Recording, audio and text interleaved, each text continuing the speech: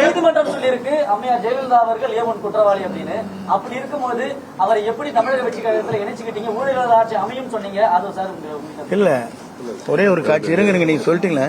நீங்க குறுக்கேள்வி கேட்கறா எனக்கு நல்லா தெரியும். நான் சொல்லிடுறேன் உங்களுக்கு பதில். தயவு செஞ்சு உங்களுக்கு சொல்லிடுறேன். எப்படின்னா, அம்மா மீது கூற்றப்பட்டிருக்கிற குற்றச்சாட்டு வேறு, அவர் தூய்மையானவர் என்பது வழக்கு மன்றத்தில் நீங்கள் சொல்வது வேறு, அவர் நடந்து கொண்ட முறைகள் வேறு. ஒரு வழக்கை ஜோடிக்கிற போது எப்படி வேண்டுமானாலும் ஜோடிக்கலாம். உங்க வேலை ஜோடிக்கணும்னு நினைச்சேன்னா ஒரு அரசாங்கம் நினைச்சா என்ன வேணா பண்ணிடலாம். பண்ண முடியாதா?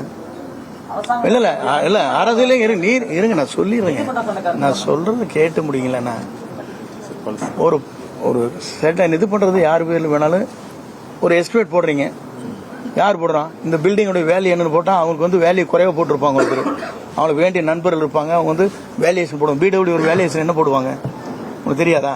உங்க நண்பர் வந்து உங்களுக்கு வந்து 100 செங்கல் அனுப்பிச்சா ஒரு நண்பர் ஒரு 100 மூட்டை சிமெண்ட் அனுப்பிச்சா உங்களுக்கு அதெல்லாம் எஸ்டிமேட்ல வருமா? ஒரு வேல்யூஷன் போடுறது பிடபிள்யூங்க. ஆனா கன்ஸ்ட்ரக்ஷன் செய்யறது வந்து அவங்க வந்து குறைந்த விலையில செய்ய முடியும்.